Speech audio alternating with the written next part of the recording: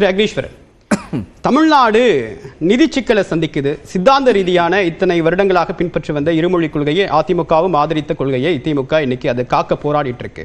இந்த மாதிரியான தேசிய அளவிலான பிரச்சனையை திமுக எதிர்கொண்டிருக்கும் போது எதிர்கட்சியான அதிமுக திமுக மீதான அடுக்கடுக்கான விமர்சனங்களை பின்வைக்கிறது பின்னாடி தன்னுடைய அரசியல் ஃபியூச்சரை எஸ்டாப்ளிஷ் பண்ண எடப்பாடி பழனிசாமி முயற்சிக்கிறார். அரசியலுடைய எதிர்காலத்துக்காக எந்த அரசியல் கட்சியும் வேலை செஞ்சுச்சுன்னா அது மக்களுக்கு தெரிஞ்சு போயிடும். இப்போ தமிழ்நாட்டின் நலன் கருதி நீங்கள் இருமொழி கொள்கை, சமூக நீதி இதெல்லாம் திமுக எடுத்து வைக்கிறது பேரறிஞர் பிறந்த அண்ணா காலத்திலேருந்து இருக்குது. அதெல்லாம் கரெக்டு. அகில இந்திய வானொலி நிலையம் அப்படிங்கிறத இந்திய நாட்டினுடைய பிரதமர் 8-9 முறை இங்கே ரோட் ஷோ நடத்தினவர். அப்படியே அந்த சைடு கேப்பில் என்ன பண்ணிட்டாருன்னா ஆகாஷ்வாணின்னு மாற்றிட்டார். இந்த 40 நாடாளுமன்ற உறுப்பினர்கள் ஏன் அதுக்காக எதுவும் பேசவே இல்லை?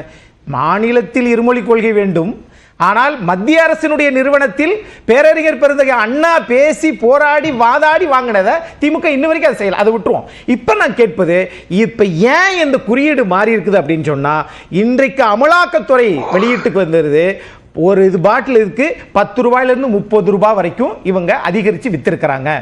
டிரான்ஸ்போர்ட்டர்ஸ் 100 கோடி ரூபாய் அதுக்கு பயன்படுத்தி இருக்கிறாங்க.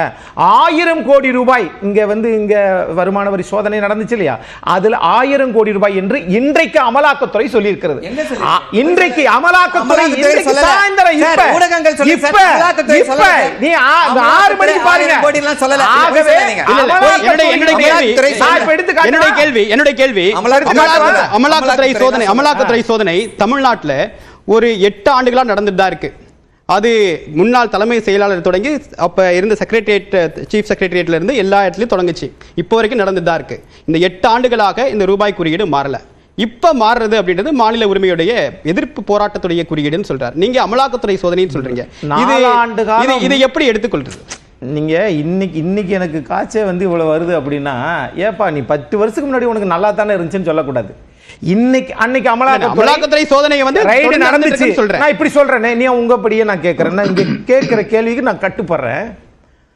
அந்த ஆட்சி மாற்றம் ஏற்பட்டுச்சு, அங்க ரைடு நடந்துச்சுல, ஆட்சி மாற்றம் நடந்துச்சு. இப்ப டாஸ்மாக் நடக்கும், ஆட்சி மாற்றம் நடக்கும், ஒத்துக்கிறீங்களா? ஒரு நாளைக்கு 1,18 லட்சம் பேர், ஒரு நாளைக்கு 1,18 லட்சம் பேரை தமிழ்நாட்டில் திராவிட மாடல் ஆட்சி குடிக்க வைத்திருக்கிறது. இது யாரா சொல்லுவீங்களா? 68,000 கோடி வருமானம். இல்ல டாஸ்மாக் ஆரம்பிச்சது யாரு? அப்போ எம்ஜிஆர் யாரு? டாஸ்மாக் ஆரம்பிச்சது யாரு? 1974 யாரு இது பண்ணது? முதலியர் பெரிய ராஜாஜி. அதன் பிறகு சொல்லுமா?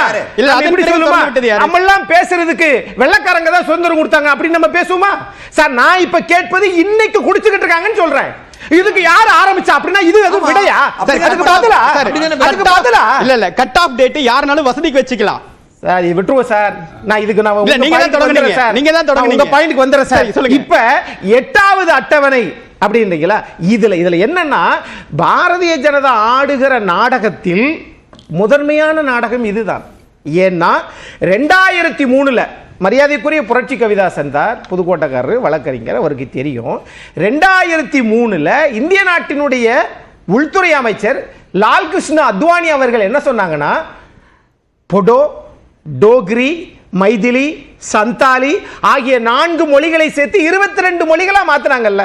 நான் இப்ப கேட்கிறேன், அந்த 22 மொழிகளில் நீங்கள் மாநிலத்தில் நீங்க ஆட்சி மொழியா மாற்ற முடியுதா? சரி, அதை கூட விட்டுருவோம். அடுத்து பல ஆண்டுகளாக 80களிலே கோரிக்கை வச்சிருக்காங்கல்ல, எங்களுக்கு உச்ச நீதிமன்ற கிளை இங்க வேண்டும். திமுகவும் அதிமுக கோரிக்கை வச்சிருக்கு. அனுமதிப்பீங்களா? அனுமதிக்க மாட்டீங்க. சரி, உச்ச நீதிமன்றத்தில் இல்ல கொடுக்காட்டினா கூட மாநில உயர் நீதிமன்றத்தில் ஆங்கிலம் அல்லது ஹிந்தி என்றுதான் மொழியை பயன்படுத்த முடியும். அப்படின்னா இந்தியாவில் உயர் நீதிமன்றத்தில் நீங்க அந்தந்த தாய்மொழியை பயன்படுத்தணும்னா பாராளுமன்றத்தில் மத்திய அமைச்சரவை அனுமதி பெற வேண்டும். ஆனா நீங்க கொடுப்பீங்களா? கொடுக்க மாட்டேங்கிறீங்க. ஆனா இப்ப என்னன்னா, 2003 கொண்டு வந்தது அந்த 22 மொழிகள்ல அதே பாஜக அரசாங்கம். ஆனா இன்னைக்கு தமிழுக்கு ஒதுக்குற நிதியை குறைச்சிட்டு, ஆனா சமஸ்கிருதத்துக்கு எழுத்து மொழி அல்ல, அது பேச்சு மொழி, ஆலயத்துக்குள்ளப்பட்டு பேசுகின்ற மொழி, அதுக்கு அதிக பணம், தமிழ்நாட்டுக்கு குறைவான பணம்னா இது ஏத்துக்க முடியாது. இன்னொன்னு சரவணன் சார் போற போக்கில் அப்படி தட்டி விட்டார் பாருங்களேன். எப்படின்னா, அதாவது தனி நபர் வருமானம் உயர்ந்திருக்கிறது, மகிழ்ச்சி. இது எப்பயுமே உயர்த்தான் செய்யும். தமிழர்கள் அறிவாளிகள், உழைப்பாளிகள் நம்பித்தான் வீணா போயிருவாங்களே ஒழிய. ஆனால் உண்மைதான். அதனாலதான் இந்திய நாட்டுக்கே குறியீடை மாத்துனதும் அவங்கதான். இந்த குறியீடை மாத்துறதும் இன்னைக்கு தமிழக அரசாங்கம் தான். ஏன் அதான் நான் கேட்கிறேன். தனி மனித வருமானம் கூடி இருக்கு, கரெக்ட், ஒத்துக்கிறேன். ஆனா தனி மனிதர்கிட்ட நீங்கள் வாங்கிய வரி எவ்வளவு அதை அரசாங்கம் சொல்லுமா?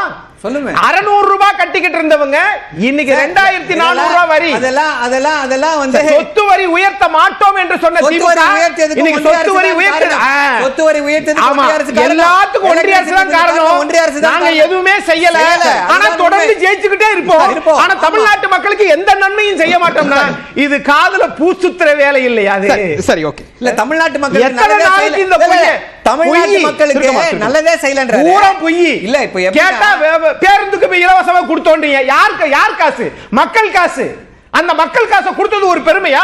4 ஆண்டு காலத்துல இங்க செஞ்ச சாதனை தானா? சரி, இல்ல, ஒரே நிமிஷம்.